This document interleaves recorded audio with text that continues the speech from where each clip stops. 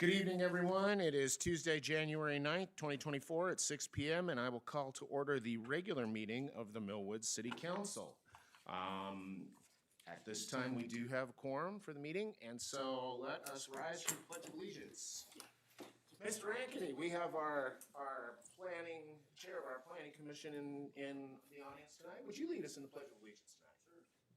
I pledge allegiance to the flag of the United States of America and to the republic for which it stands, one nation, under God, indivisible, with liberty and justice for all. Thank you very much. Thanks for not asking me to sing the national anthem. Well, we could. That was more for us. All right. Ms. Castles, would you do a roll call for us tonight, please? Yes. Commissioner Stravens. Present. Commissioner Sander. Present. Commissioner Van Hees. Here. Commissioner Culler. Here. Commissioner Besey. Present. Mayor Freeman. Present. All done. So let the record show that we have a quorum of all five of all five council members present in the chambers tonight. And so at this time, item number 3 on our agenda is approval of the meeting agenda for tonight's meeting. Does any council member have any changes or additions to the meeting? I have been requested by Spokane Regional Transportation Council to ask for affirmation of our city's appointment to SRTC. That is me. At this time, I would like to request that the council reappoint me for one more year. And then at that time in 2025, I would be looking to one of our more recently elected council members to become the representative for that organization. So we do have a few things to finish off with respect to the Argonne project. So if we could add that, how do we go about adding that to the consent agenda? Or do we just take it as a regular action item? 6 one way or the other. You can amend the consent agenda by motion, or you can just take it as a regular action. How about we just take it as a regular item? It'll be easier. So that would be the only change to the agenda that I would ask is that we add SRTC approval for our elected representative to action items. Is there a motion to accept that amendment? You make a motion to accept it? Second? Second. Moved and seconded. Any discussion? Seeing or hearing none, all in favor? Aye. Are there any opposed? Hearing none opposed, we have an amended agenda approved. And so at this time, I would look to the council for a motion on accepting tonight's amended agenda. I make a move to accept tonight's agenda. Is there a second? I'll second. Moved and seconded. Any discussion? Seeing or hearing none, all in favor? Aye. Thank you very much. Tonight's amended agenda is accepted by the council. And so that brings us to item number 4, our agency reports and presentations. Tonight we have with us Spokane Valley Fire District Chief Frank Soto. Chief, please. Good evening, Mr. Mayor, council members, city officials, and to our residents, good evening. Thank you for having me for our fourth quarterly report and our annual. So starting off, wait till it's putting the cart before the horse there. Yep. And So this right here is a picture of our overall annual numbers, the 23,128. For the month of December, we had just under 2,000 calls. In fact, this was the busiest December that we've ever had. Overall, for the entire year, just under 83% of our total calls were for EMS, so emergency medical services, followed by just under 2,000 calls for fires, and then just over 1,000 for tech rescue, but that also includes our auto accidents.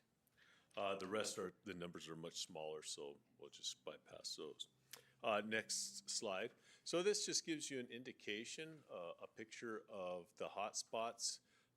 And yes, that whole big triangle of yellow is a huge hot spot. So you can see we're super busy in the inner part of our response area and to the west. Next slide, please. Overall, for the year, or for the month is the top number, so we had 2 units over 300 calls, and then a third one that was approaching it. So again, those are those same units that are right there in that area where it was kind of a triangle where the most yellow was showing. Underneath that, you'll see the numbers of how many calls each of our units were running. So we did have some really busy units. Engine 1, Engine 7 were roughly 3,500 calls for the year, and then followed by a number of them over 2,000. So again, nothing new here. We're busy. I will say that call volume overall, we were roughly 168 calls, I think, short of last year's numbers. However, we had which was a 0.5% less call volume, slower, but we had a 7% increase in responses. So we had essentially worse calls that required more units to go to those scenes. So there was a 7% increase there. The other thing that this won't tell you is that we had 200 more cancels last year as well. So overall, even though the number was less than last year, we were actually busier than last year. And it's just the way it works, the way it shakes. Next slide, please. So incidents by station area for the month and then for the total year, no surprise there. The top 3 stations are well over 40% of our call volume comes from Station 7, Station 8, Station 1. So super busy, constantly moving and shaking. Next slide. And again, this just shows you the picture for month to month over the last 5 years. And you can obviously see even if you can't read the numbers, you can see that everything's driving upwards. And like I said, we were just short of last year's call volume, but certainly just as busy, if not busier. Now let's get into our area of Millwood, please. So this is our 4th year. So this is October, November, December, or our 4th quarter, sorry, for October, November, December. So total calls, we had 90 calls, and this just shows you exactly where every single one of those calls are. Obviously, the red ones are fire calls, and the blue ones are EMS in nature. And if you flip the next slide, it'll break it down for us even more so. So 90 calls, 72 were, or 80% were for EMS of those calls. Of the EMS calls, 45 or 50% of those were for advanced life support. So those are the more serious calls, your heart attacks, strokes, things of that nature. We had 5 fire calls, and you can see on down to no service calls. So 90 over, and that was your October through December call volume. Next slide. So this is for the entire year. Now keep in mind, this is the city of Millwood. The response area just for the city of Millwood is 0.7 of a square mile. So we're talking about, if my math is right, just under 450 acres. So with a population of 1,800. So if you look at the numbers and go like, hey, we're not that busy, there's roughly 20% of our population here is calling 911. We are responding to them. So it is a good number. Not a good number, just, sorry, bad choice of words. So again, this shows you where the calls are. The yellow and the yellowish and blue colors in there are indicative of technical rescue and things of that nature. So the red numbers are fires, and then the blue is EMS again. So if you go to the next slide, I'll have the whole breakdown of the year. So we had 321 total calls for the year. Again, 80% were EMS, and 48% of those EMS calls were for advanced life support.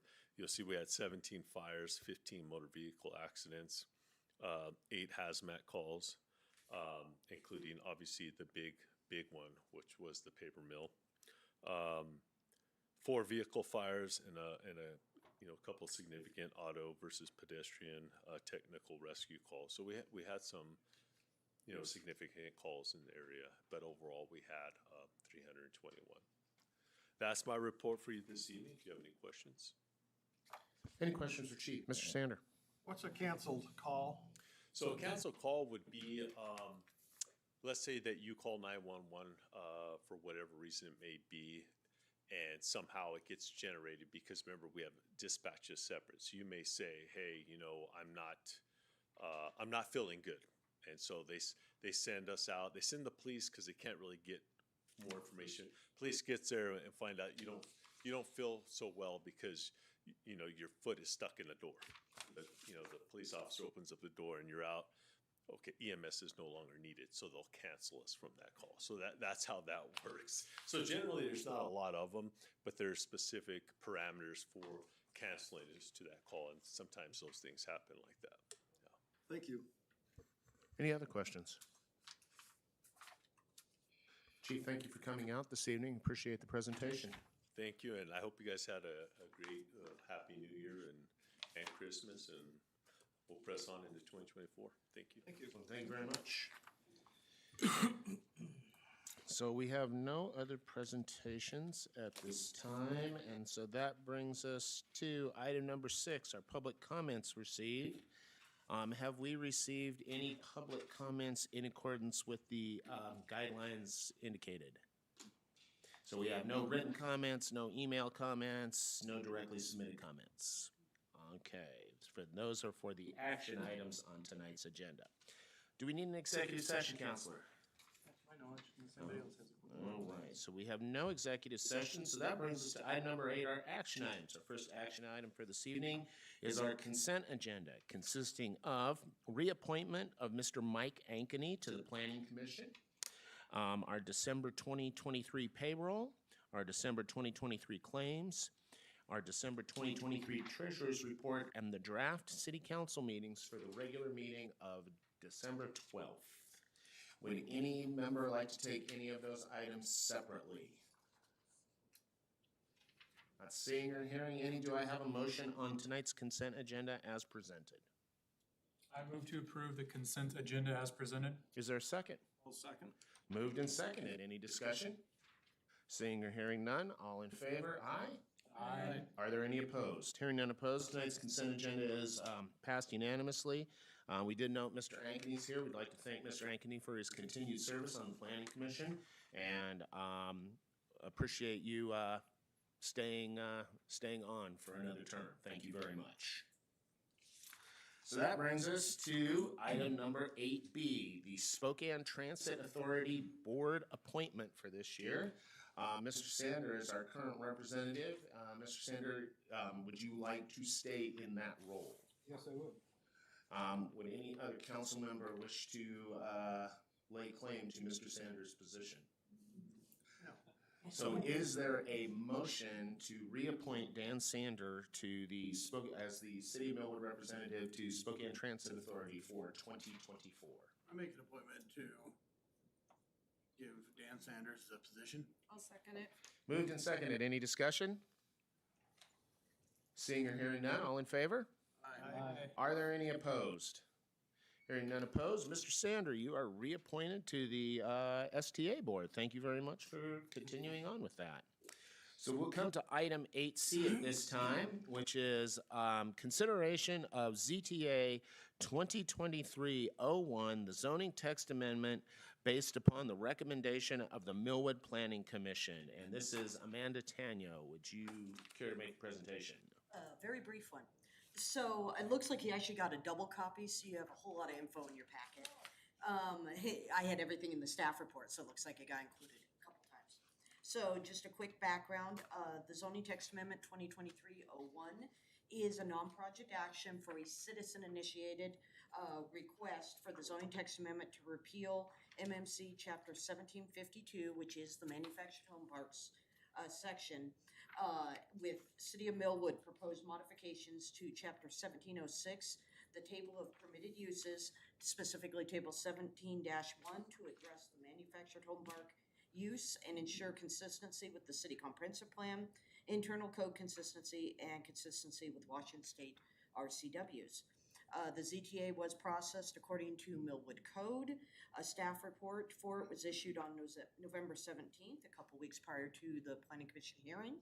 The Planning Commission held a properly noticed hearing on November 29th and voted 5-0 to recommend approval of the text amendment to the City Council. The Planning Commission finds that the criteria in Section 1412-150B have been met. The suggested amendment is consistent with the purpose and the intent of the comp plan for the physical development of the district or city as applicable.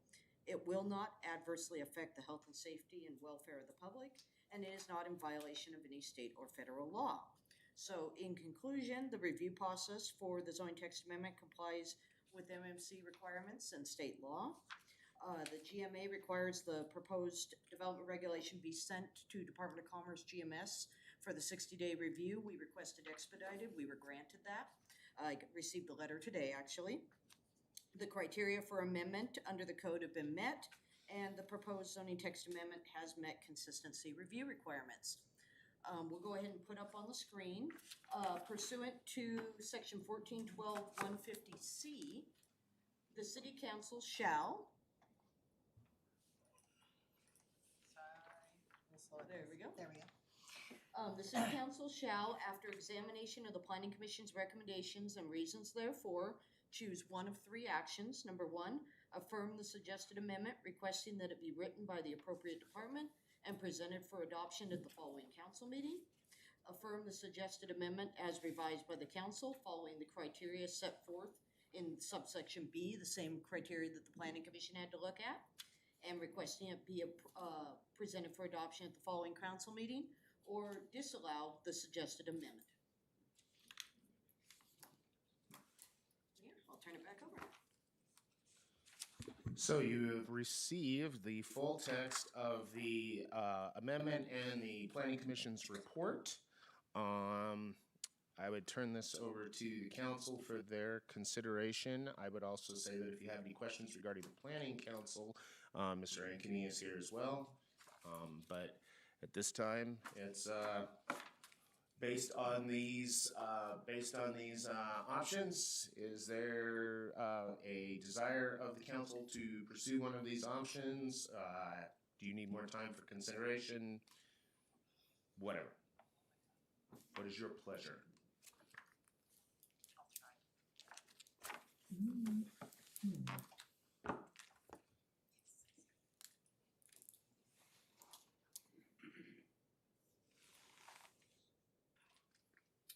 Does anybody have any changes suggested to the text presented tonight? There we go. Any questions for Amanda? So Amanda, I have a question. So I saw in your report, for affordable housing, it's only 18 units in the next 20 years. That was Is from that correct? the city comprehensive plan, and it was factored based on the existing manufactured home park, I believe. Okay, and then does that go back to, what was it, the census, was it 2020 census, is that correct, or? 2020, and in the next 2 years, you'll actually be doing a comprehensive plan update again. So the numbers will go through another update process of that. Okay. And in terms of affordable housing, ADUs could count for affordable housing, Yes, they is could. that correct? And we have lots of, we have currently applications for ADU housing. We have a lot of inquiries for ADUs right now. All right, thank you. So in your opinion, affordable housing is it's not a major issue for us to comply with GMA requirements? There may be some code revisions that are required throughout, but I believe Millwood can comply. I would have to specifically look as part of the update process at the new House Bill 1131, I believe it is, basically the middle housing ordinance. But the other thing to consider is manufactured homes individually would not be affected. Those would still be permitted. So you could put a manufactured home on an individual lot. Okay, thank you. And just to remind you, and I think Ms. Tanya would second this, is that there is going to be the requirement for a land capacity analysis. So the Planning Commission and this council will be revisiting land capacity within the city based on county recommendations and current and pending potential legislation in Olympia for missing middle housing, lot size, et cetera, et cetera. All right, thank you. So based on that, I'm very much in favor of this, so. So at this time, it seems from the council that there is a desire to affirm the suggested amendment, requesting it be written by the appropriate department and presented for adoption at the following council meeting. Because we need to create the ordinance and then bring that ordinance forward to the council. And then following passage of the ordinance at the next meeting, there is a time frame for that ordinance to be accepted, correct? Yes, so, if option one is selected tonight, I will draft ordinance number 540, which will be brought back at the February council. If that is then approved, the clerk would submit for publication, and I believe it's 5 days after publication it would become effective. So I'm new. So I thought that we would approve the ordinance tonight. And what's the reasoning that we're not going to? I would love to do that. Your code's the reasoning, Okay. because all it right. says to bring it back at the following council meeting. I see. Okay, so it's 14, 12, 15C that, okay, I understand. Okay, It's us, it's not, right. it's not Amanda, it's not Right, staff, I it's, understand. Yeah. it's the code. And I'd like to point out, I thought your report was excellent. I thought it was very, very good. Yeah, well done. So, we have a motion to affirm the suggested amendment requesting that it be written by appropriate department and presented for adoption at the following council meeting. Is there somebody wishes to make that? I'll make that motion to affirm the report and I'll the second. recommendation. Second that. Moved and seconded. Is there any discussion from council? I think so. The report was fairly complete. Thank you, Amanda. So at this time, seeing or hearing none, all in favor? Aye. Are there any opposed?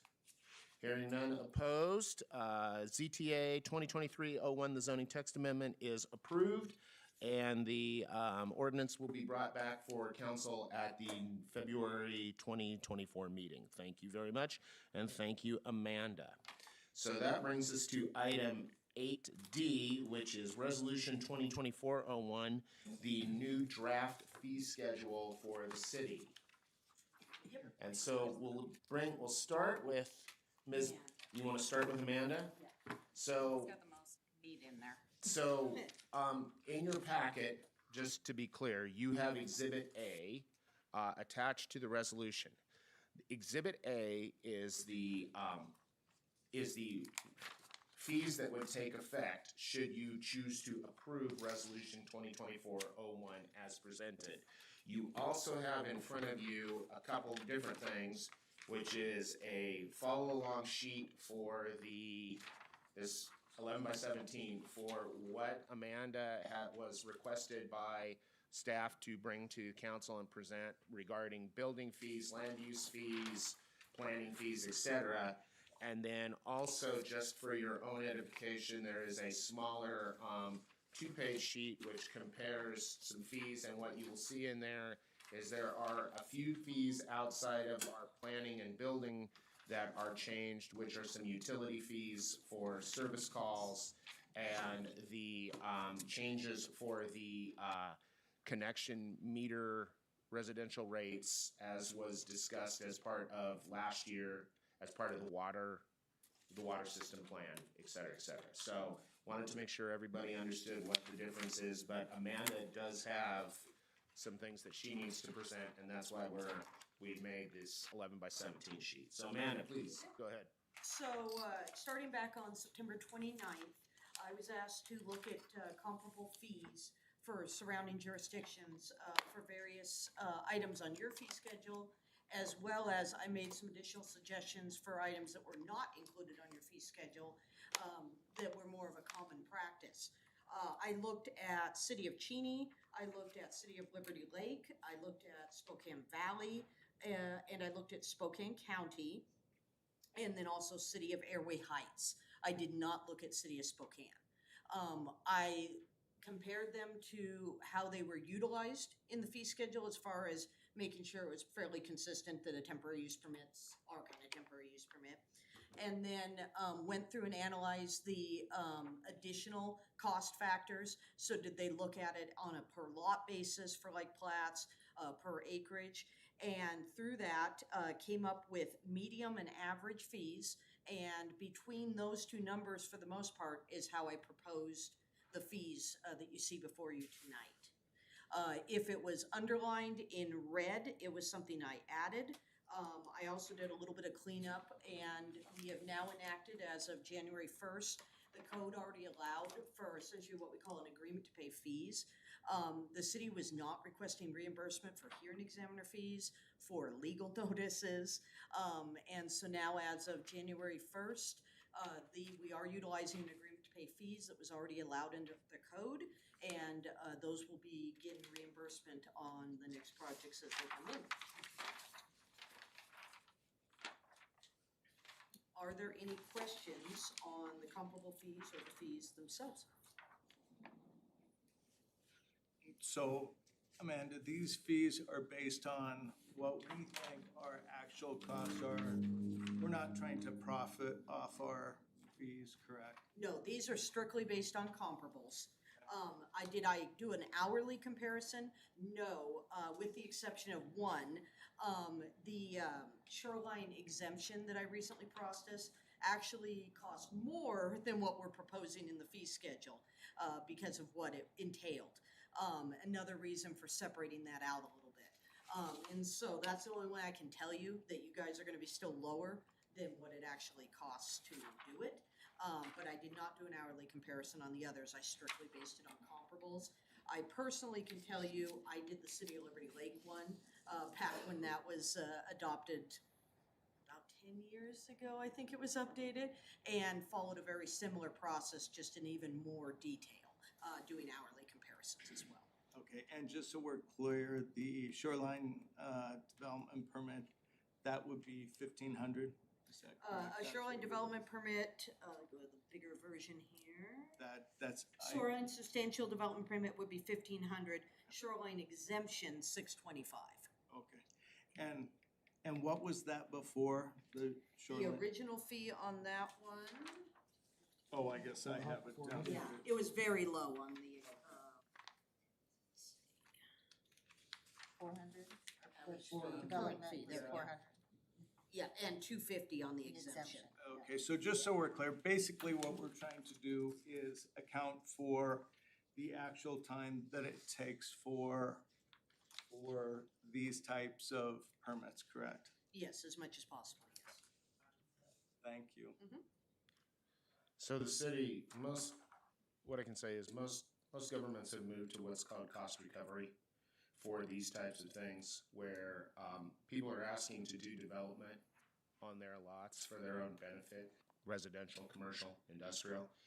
It is in the city's, any agencies or any city's best interest to recover those costs, not to provide benefit of the city's time to somebody working to do something for their own personal benefit. So it's moving toward obviously we are not at full cost recovery. We are not charging on an hourly basis for these sorts of things. But we have not done a major update to our fees for particularly our building and zoning fees for some time. And so it is, the council may consider that we are moving toward a model that is sustainable for this type of work, particularly if we are not looking at rehiring an internal planner. If we are looking at continuing to use contract planning services, which removes the overall cost of having an employee on staff, we need to make sure that when we task the contract planner to do things, that we are appropriately recovering costs to pay the contract planner to do that.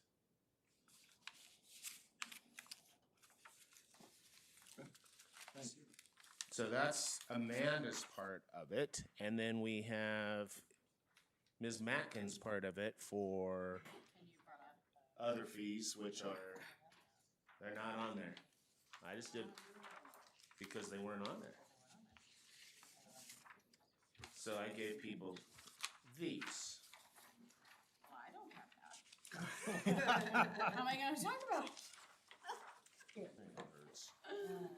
Okay. The fees that I worked with were mainly utility fees. Obviously, we put the rate change on there. But I sat down with Matt and we discussed a lot of these fees. And, water and sewer, they do need to have full cost. They're a profiting thing. So, the ones that we changed are mainly the service calls. We found that we had a little Scrivener error in that previous fee schedules did not have the service call at a per hour. So what we ran into with one of our larger developments going in right now was our guys spent 2 days out there and we couldn't just charge them $200 for 2 days worth of labor. But Brian and I looked into it and bounced back and forth, and we found that the intent was in the resolution to recoup the fees. It just didn't get put on the page. So now it's put on the page. We also added equipment fees for backhoe, mini-X, and dump trucks. This is pretty standard in the industry. I feel that people who are, like the mayor says, creating development should pay the development fees, not it shouldn't be pushed off on citizens and end users. They should be the ones paying for it. So those changes are there. I think you guys got a before and after that you can compare, didn't you? So you know what you're looking at. And then the only other thing we did was I changed a little in the special events permit section with a $50 application fee, because a lot of times we go through all this work for the application and it ends up not being able to pan out. So there's a permit fee and an application fee. And then we removed bulk water permits. The reason being, there's no way for us, well, let me backtrack. We put the filling station in to keep people off our hydrants because there's contaminant issues. So we put in the filling station. It is metered, but it's not metered per user. So you sell a permit that says they can use 30,000 gallons, but we have no way of tracking who's using that 30,000 gallons. Doesn't make any sense. Then last year we had an incident where somebody called up and wanted to know the name of the water truck driver who's been delivering the Great Millwood water to his cistern up on the prairie, which is, we're not in the business of doing that. So we came to the conclusion that maybe it's just easier to not do bulk permits for contractors who are doing business in the city. We will unlock the fill station at 7 in the morning, unlock it back up at 4 in the afternoon. And there's no permit for it. They're doing the work for the city. So they just fill up. It's still metered. We still can track our unaccounted for water loss, which I know Dan likes to. Thank you. Yeah, you bet. It's authorized. Yes. So that's the changes that I have. If there's any questions, let me know, and I'm happy to answer.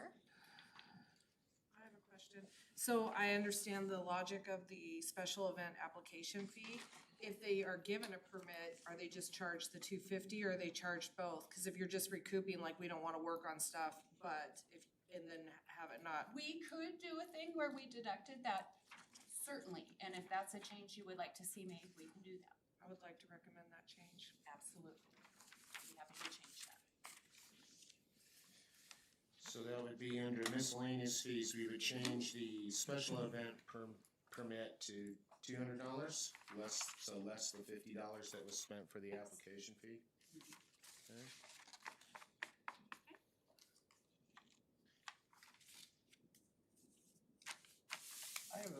I have a question, I think it's, might be for both of you.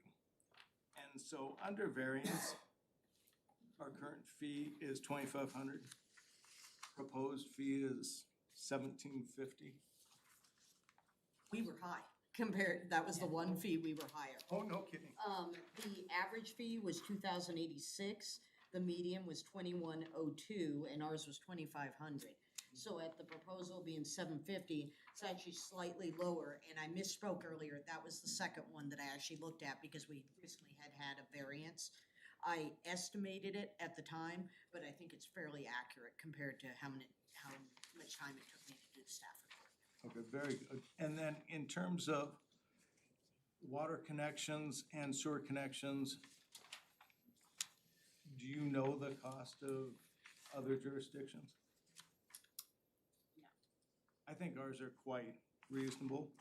I think they My are. They're what we've found to work for our jurisdiction and our system. We've never walked away and, had to refund a bunch of money or charge a bunch more money. So it's pretty accurate.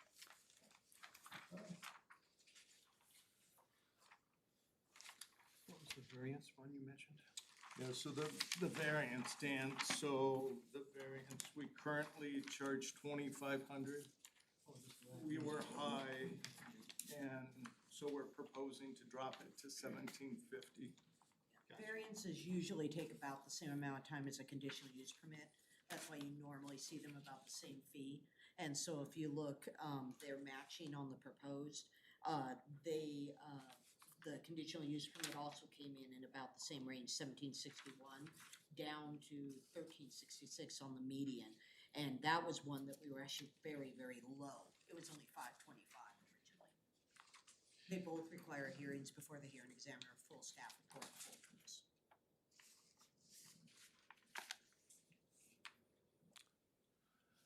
So I would say to council, we can do this a couple ways. One is that, should council wish to consider some of these further, we can do that. But the biggest issue that we have is that it is 2024 and we do need to, at a minimum, consider the adjustments to the water base rates because we need to get those charged for 2024 to meet the requirements of the DSRF. Didn't we do that last Yeah, month? we did that. on the last So those are not a change, okay, because I thought because approving the fee schedule doesn't, if we didn't approve this fee It schedule. was on, so we approved the resolution with the water rate resolution. But now we're doing the fee schedule. They're changed on this fee schedule, but we can already charge them. It's in the resolution. Counselor? No, you approved, The rate schedule is part of that. All right. yeah, it actually factored into your budget calculations as well, so. Correct me if I'm wrong, not all of the fees changed on your fee schedule, did they? Correct. Yeah, so some are still in effect now and carrying forward. Yeah, the number of these on this smaller sheet, number of these that say NC, there is no change to those fees. So that would be the same as your current Yes, utility rate. yeah. Yep. So what does the council, any member of the council have any direction or pleasure, any thoughts on what to do? I'm comfortable moving forward with the fee schedule. I'll make a motion. I'll second it. No. So, but we have to, so we do have to amend it. So, be your amendment regarding the, special event permit. I would like to amend the special event permit, and I second Kelly's motion. Okay, so special event permit, amending the special event permit to $200. Is there a second? I'll second the amendment. Okay, moved and seconded. Any discussion? Seeing or hearing none, all in favor? Aye. So the special event permit fee is amended from 250 to 200. So at this time, is there a motion on the amended fee schedule? I'll make a motion on the amended fee schedule. I will second it.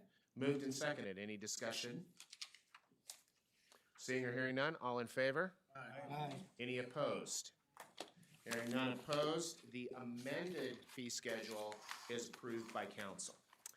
So that brings us to our amended item, which would be 8E, which is appointment of Kevin Freeman to represent the city of Millwood for SRTC in 2024. Is it only a one-year appointment? We have to reappoint every year. It's like STA. I'll make a motion to appoint Kevin Freeman to the SRTC board for 1 year. I'd second that. Moved and seconded. Any discussion? Seeing or hearing none, all in favor? Aye. Any opposed? I will say thank you and look forward to somebody in 2025 taking that job on. All right, so that concludes our action items for this evening. Our reports from our treasurer, clerk, code enforcement, Ms. Matkin. Yes. Let's see, nothing really to report in clerk. Code enforcement, we have one open. For treasury, we are, what are we working on besides just day to day?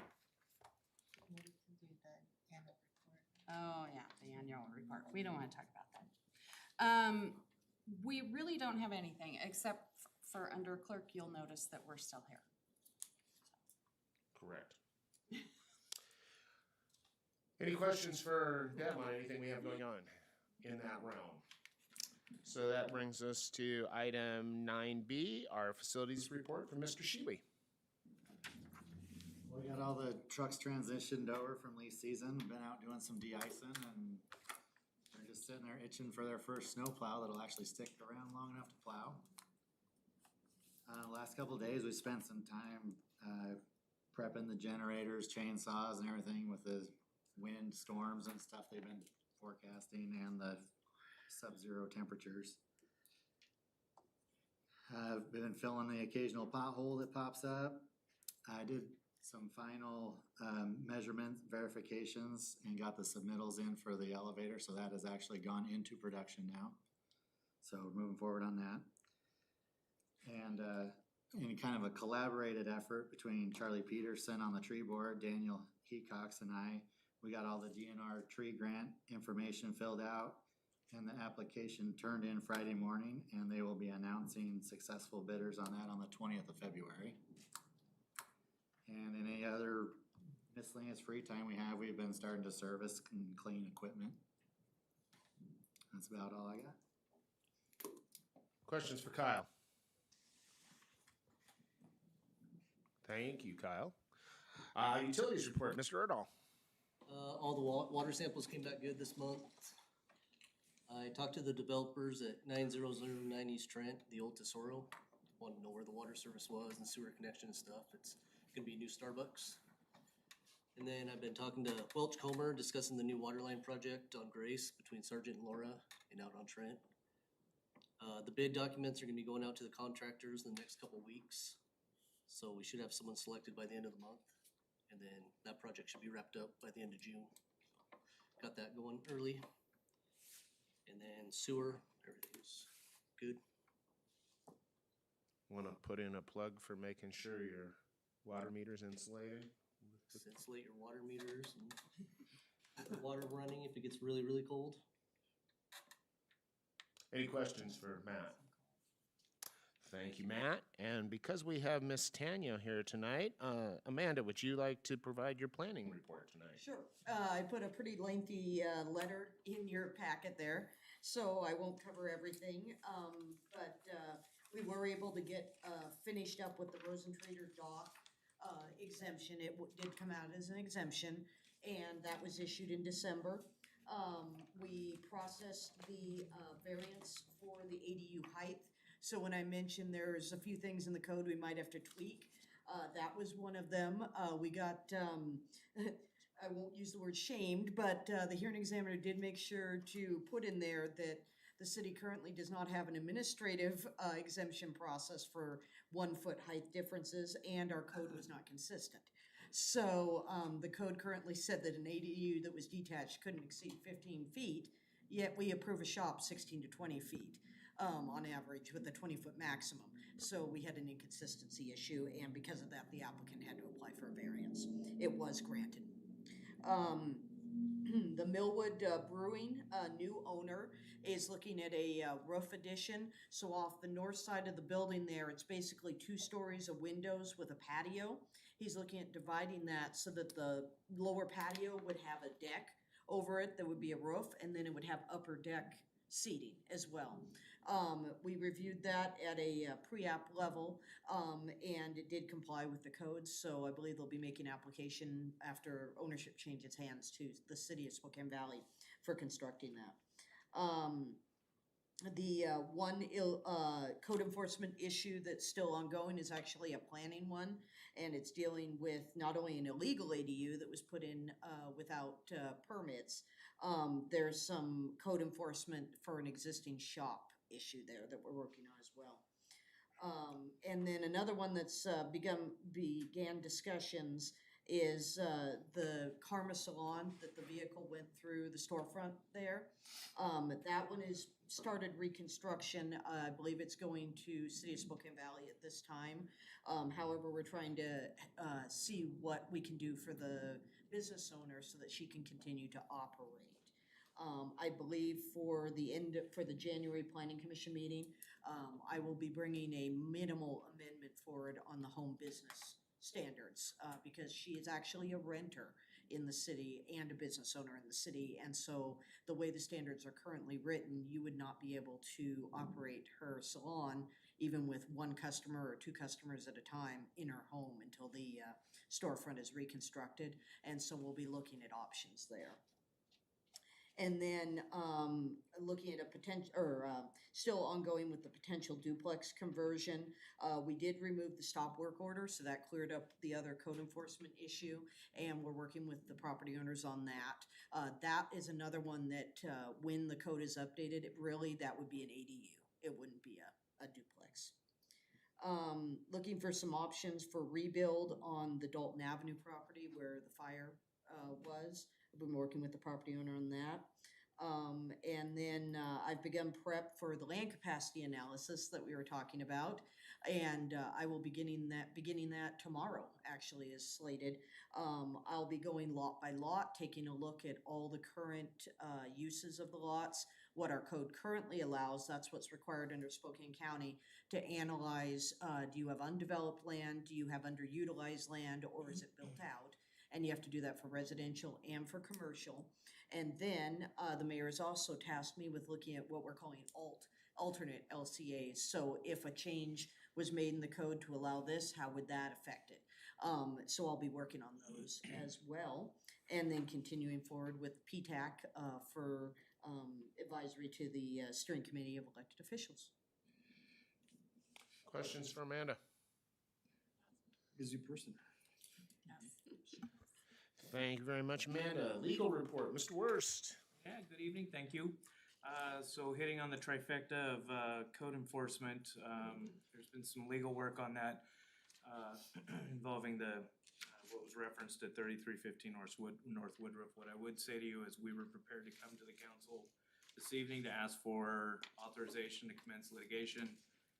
In the spirit of how the city's operated under code enforcement, the property owner finally contacted the city yesterday, and so we're gonna give it an effort to kind of talk through issues.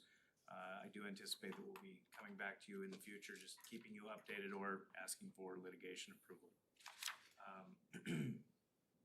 On the code enforcement side, the council has authorized in the past a couple of different code enforcement litigation actions involving the business at 10423 East Trent Avenue, Hildebrand Auto Service and Repair. Those were taken as default judgments. No appearance was made by the property owner. So we took default judgments. We've actually recorded those against the property. There's currently a lis pendens on the property right now as a result of some federal prosecutorial actions by the U.S. Attorney's Office. But we wanted to get the judgments on property in the event that there is some sort of action by the U.S. Attorney's Office to sell, move, whatever it might be. So we're at least on record and we'll be advised of what's going on there. So let's turn the page on the negative, go to the positive. The city, I think I can't recall if I was able to advise the council or not. The city did prevail in the litigation, Anderson versus the city of Millwood. That was the Land Use Petition Act matter. Judgment was entered on December 22nd.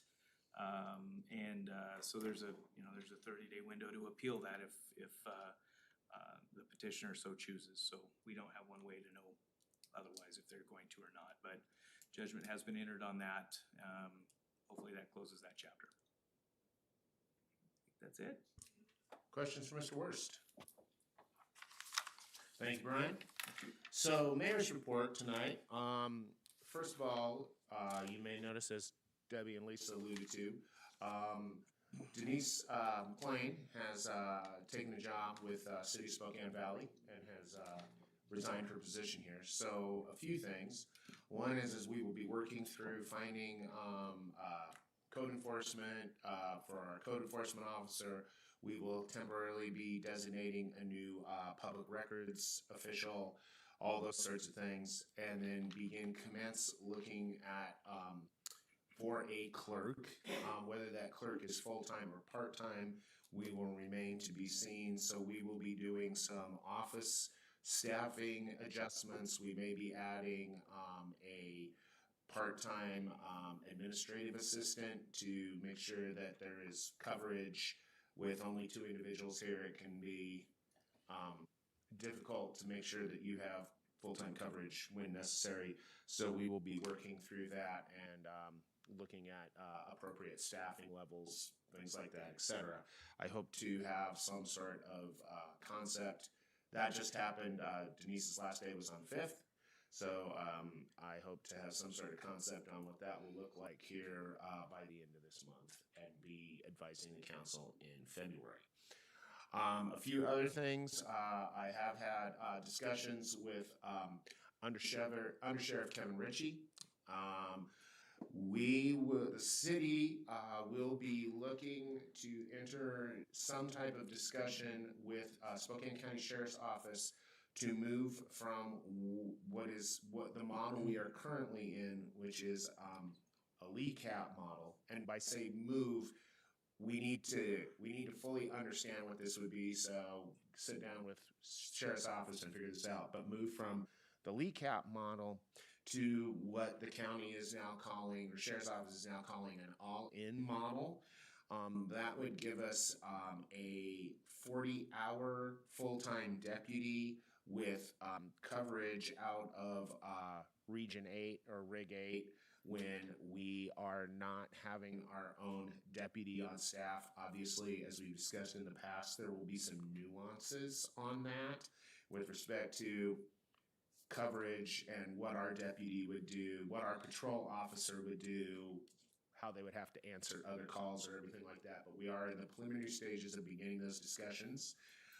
It may actually be a cost savings for the city and would give us a greater amount of control and a higher patrol presence. So hopefully we can get a full understanding of what any potential downside to this might be, but we're positive that we can work through that. And Kevin and I have slated some time toward the end of this month to talk about that as he begins working through his detail. It kind of follows the current model that City of Medical Lake has. So that is something that we are moving forward on. Otherwise, in here, as was said, we have the elevator coming. Kyle, do you have an idea of when that might go down? He's supposed to get back to me with the actual date. He said as soon as he has confirmation of when it's gonna come out of production. Apparently, they need to come remove the existing one, some legality stuff. So we're going to demo that front wall so they can get the old apparatus out. Once the old apparatus is out,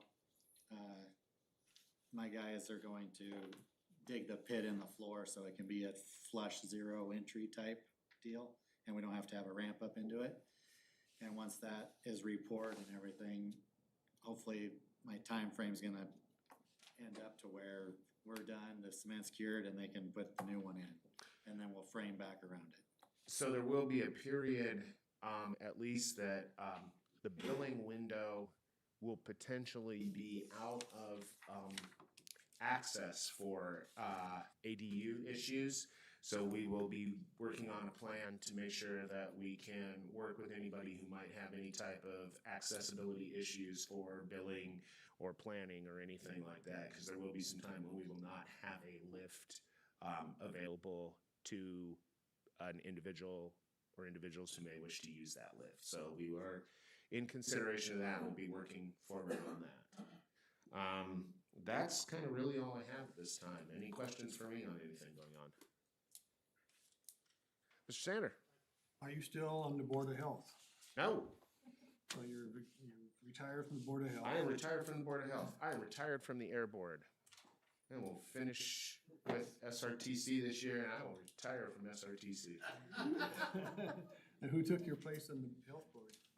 I believe it is City Council Member Michael Cathcart from City of Spokane. That is who is my understanding, who was appointed by the county commissioners for that board position. And on the Air Board, the small city representative is Chris Grover, Mayor Chris Grover from City of Cheney. Any other questions? Excellent. So that brings us to item 10, which is the November 2023 Sheriff's Report included as part of your packet. And now that brings us to, there's no action or discussion for that. That brings us to item number 11, our public remarks, which is our opportunity for citizens to address the city council. Do we have any written public remarks? So we have 1, 2, 3, 4, 5, 6 individuals who wish to speak to the council tonight, signed in. We ask that our speakers limit themselves to 2 minutes and follow the citizen participation guidelines policy as posted on our website. So first is Jean Pearson. Ms. Pearson. And I'm going to pass because it's already been discussed. I have no comments for now. Kim Bain. Mr. Bain. I have the same answer as she just gave. Okay. Sam Neal. Mr. Neal. Yes, fortunately, I'm on the same page as these two. Okay. This is going really well tonight. Penny Shepherd. Ms. Shepherd. Number 4. Okay. We're all doing it. Yeah. So, no Mr. Wiggins and no Mr. Okay, wait, so we have, An exception. Robin? No comment on my. All right, so now Mr. Wiggins, please step forward. I'm not on the same page. Okay. Winston Wiggins, 9925 East Dalton. I want to thank the council for their action tonight, and we're looking forward to that being carried through. I do have, I've looked at this planning fee stuff, and I have a couple of questions because the code change was generated by a citizen group coalition that put forward the code change. So I'm curious, if we had done that after the first of the year, would there be fees applied to that? Can you tell me which one of those would apply? Because I'm curious. So I would say that, it's up to the council if you wish to ask, Ms. Tanya to respond. I typically we don't, but if it's, as always, it is your meeting. I would love it to hear the answer to that question. I would too.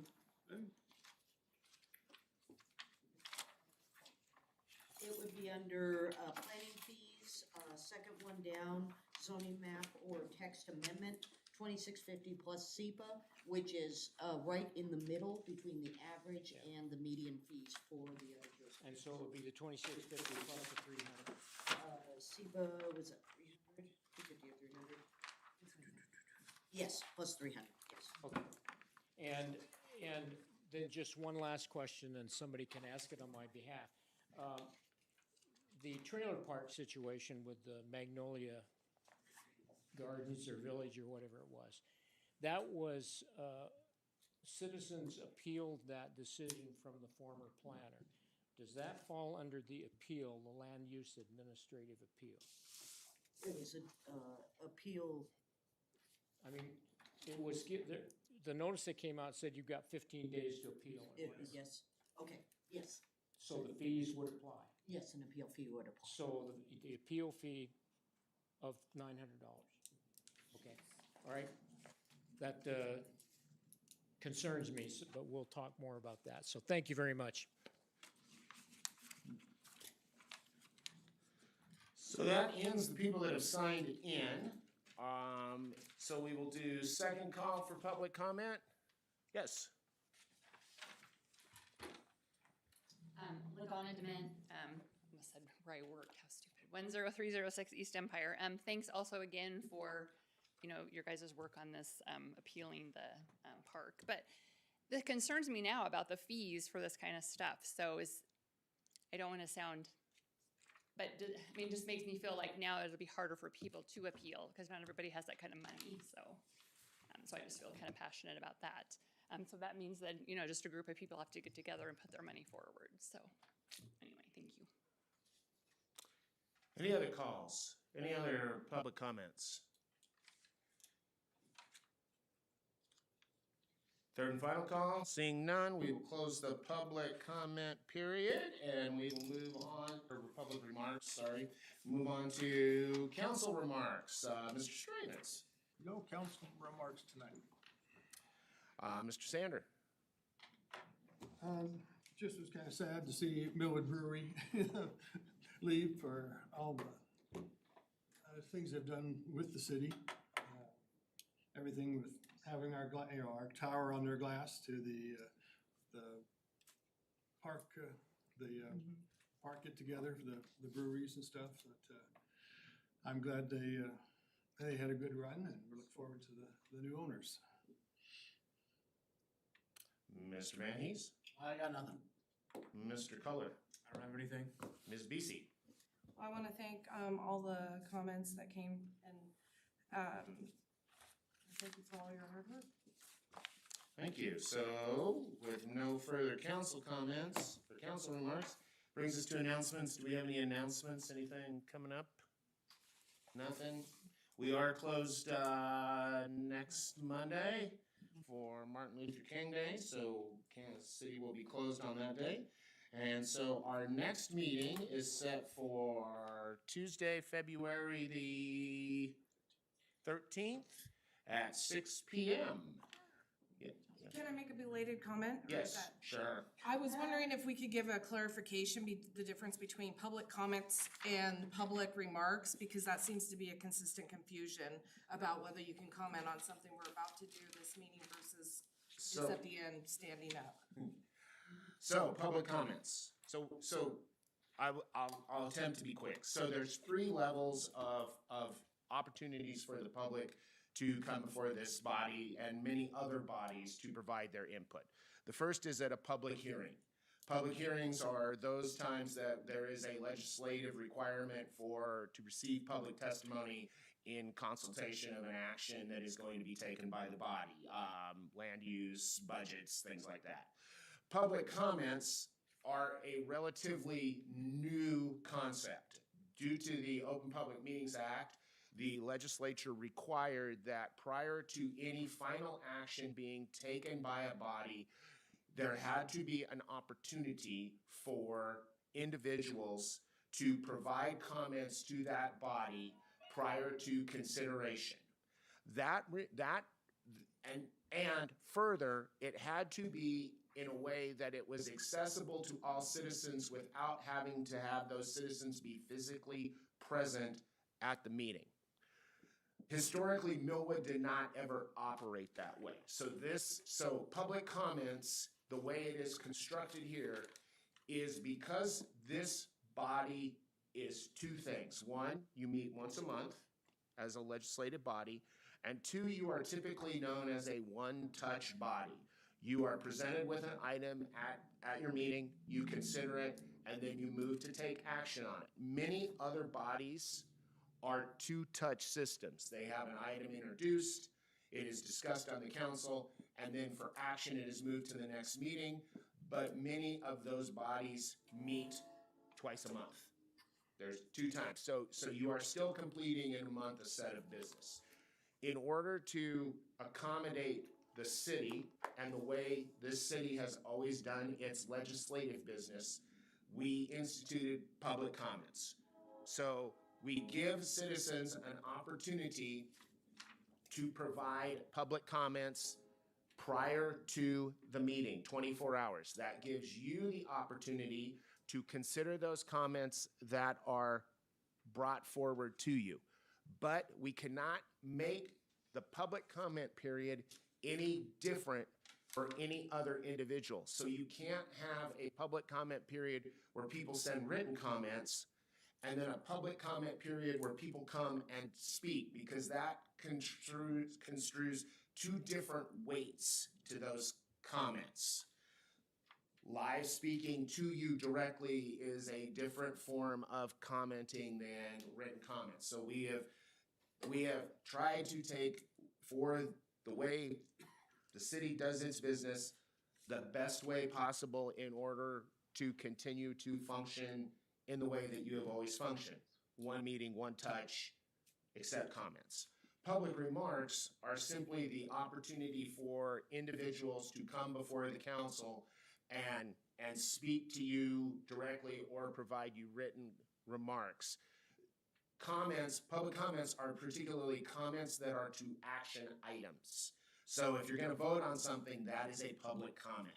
If council just if citizens or individuals just wanna say, hey, I think we should paint all the roads red, that's not an action item, that would be a public remark, not necessarily a public comment. You have to draw the distinction between general remarks made to you as a council and remarks that are specifically made to you as part of your action items for your legislative agenda for that day. And you cannot give any different weight to those comments that are received for those action items, so you can't say, okay, we're gonna let people come and speak in person, and then we're just gonna have also a few stacks of written comments here, because that makes 2 different classes of comments.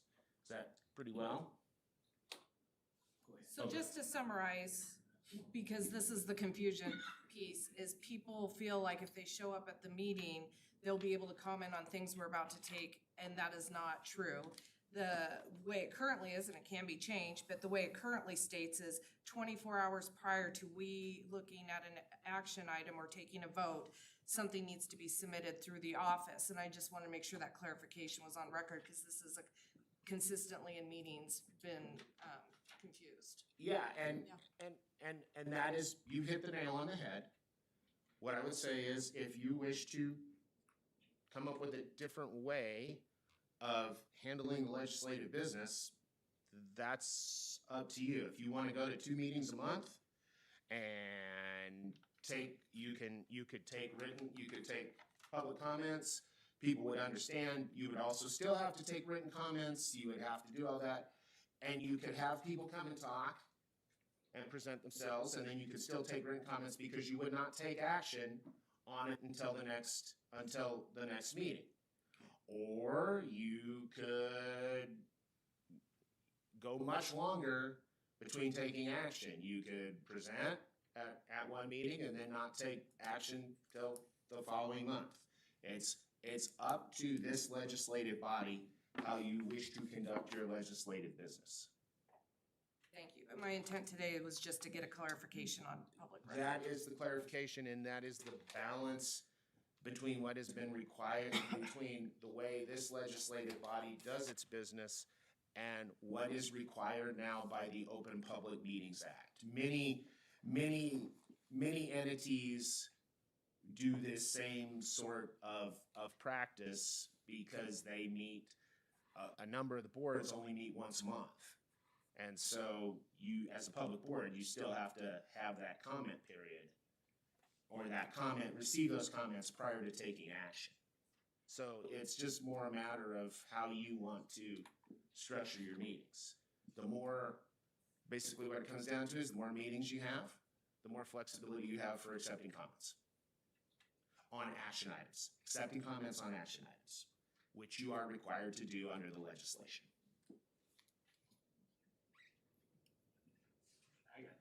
You did well.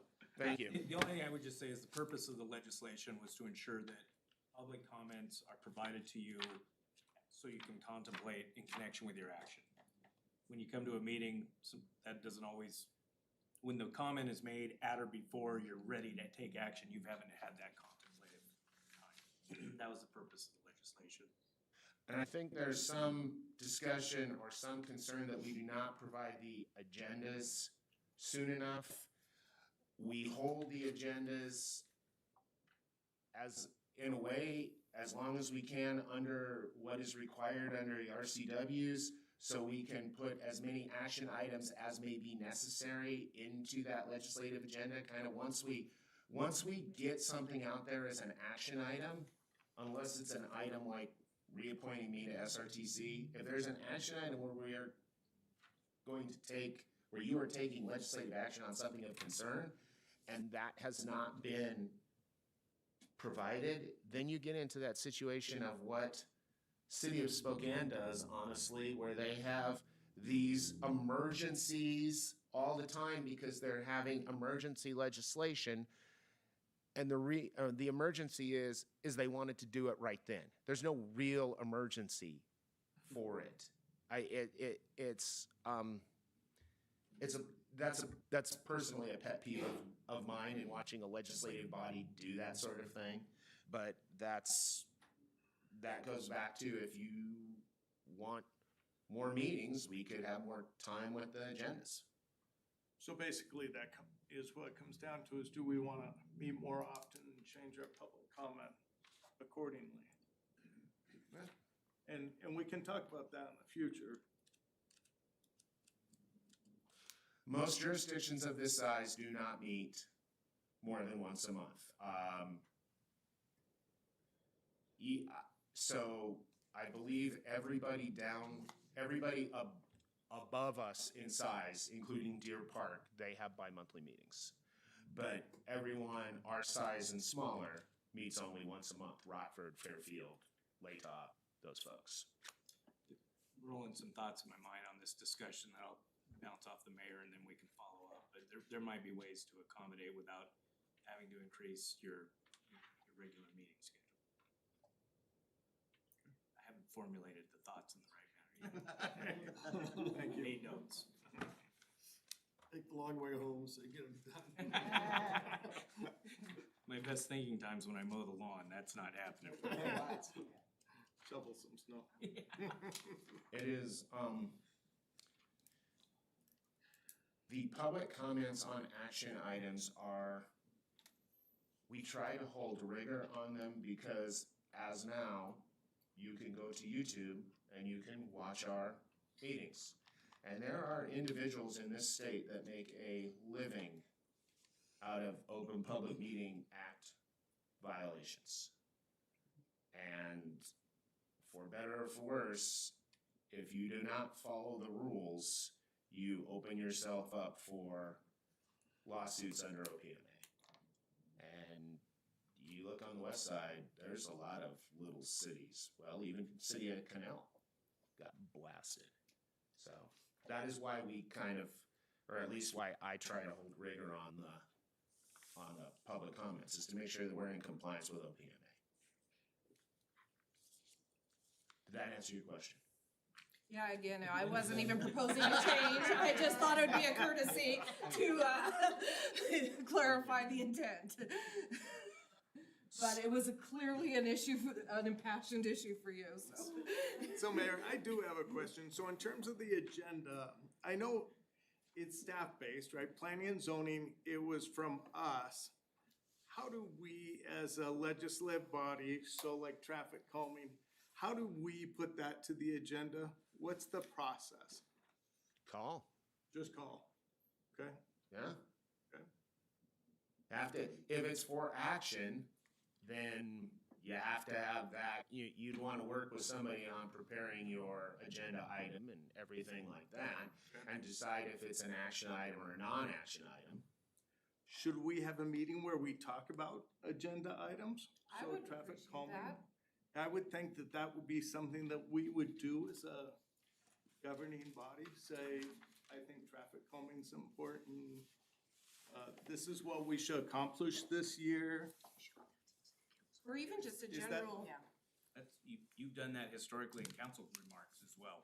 If there's been an issue that has been on your mind or passionate and it hasn't been pre-communicated to administration, if an issue's come up, it's mentioned, we'll say, okay, we'll follow back up on that. But I think if something,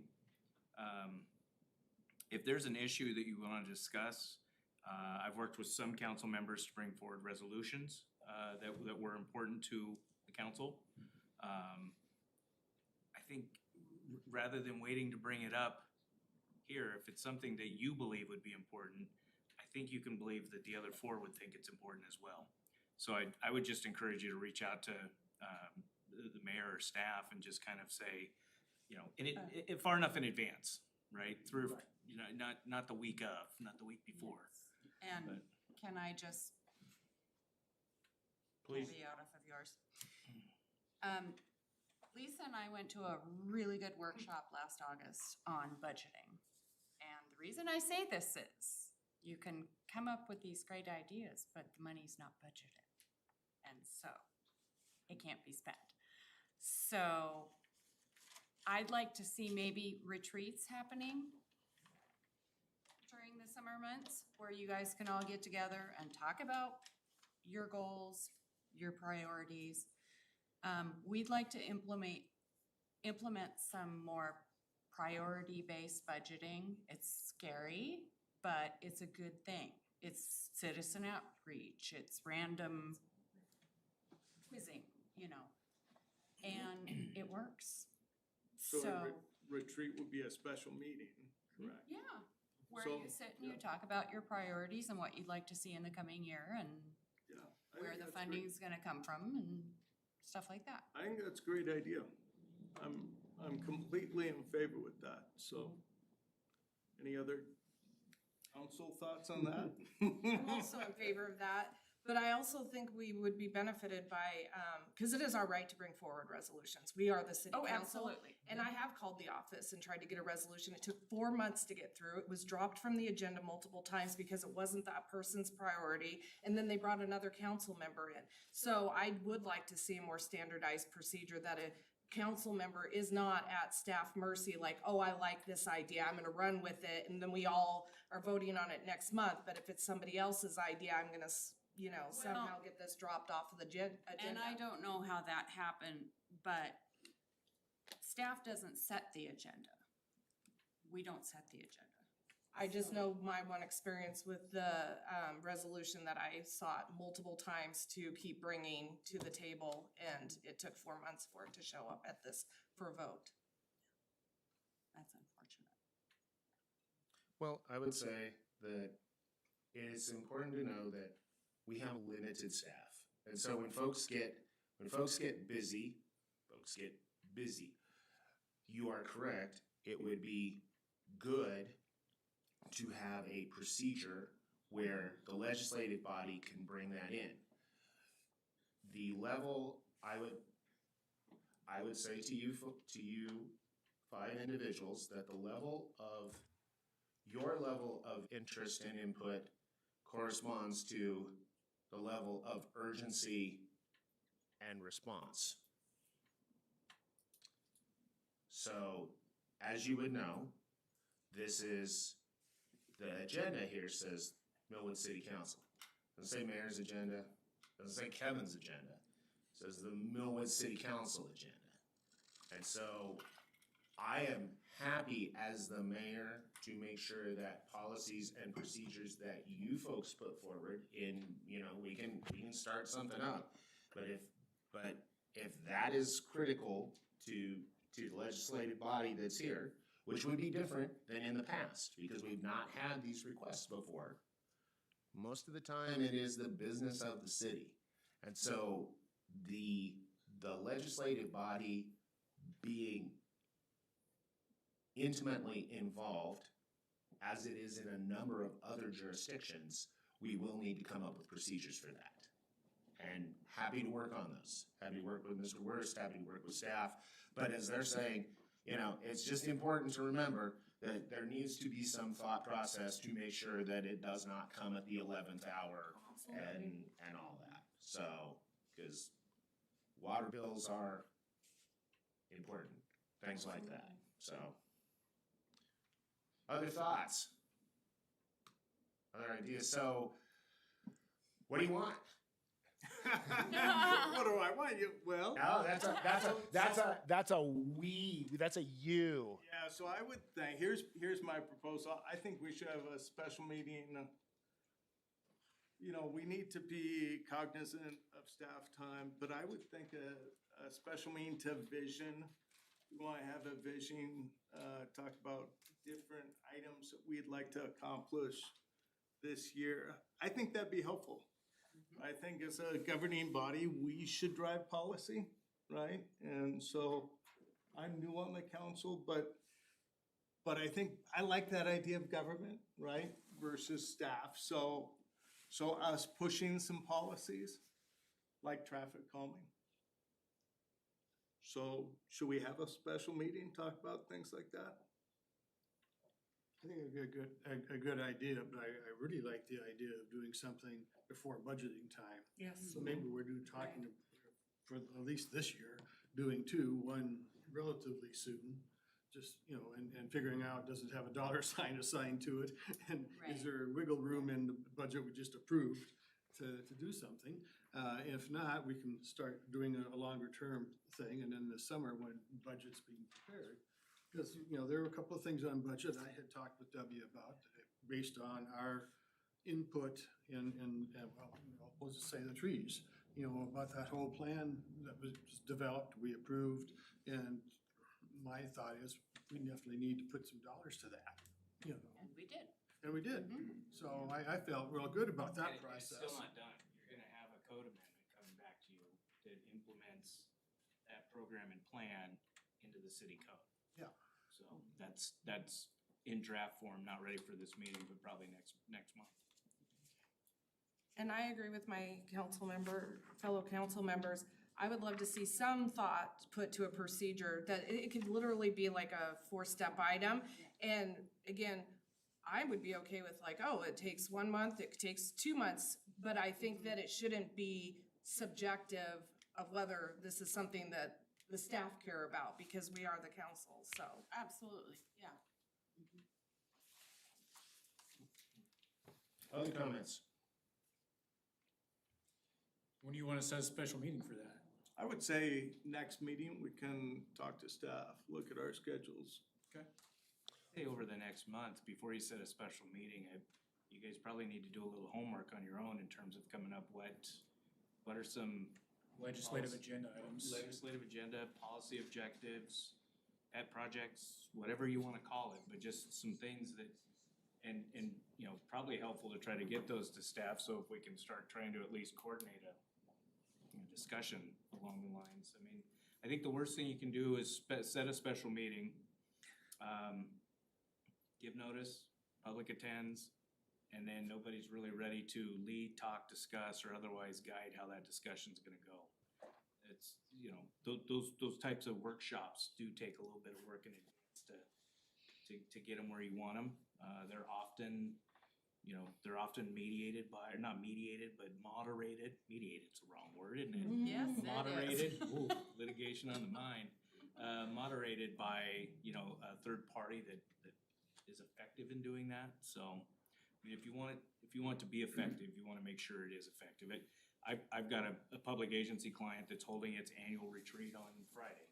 And they've been planning for 3 months. They brought in somebody to come in and the theme of this year's retreat is board engagement. It's not elected officials, it's appointed officials, but it's board engagement.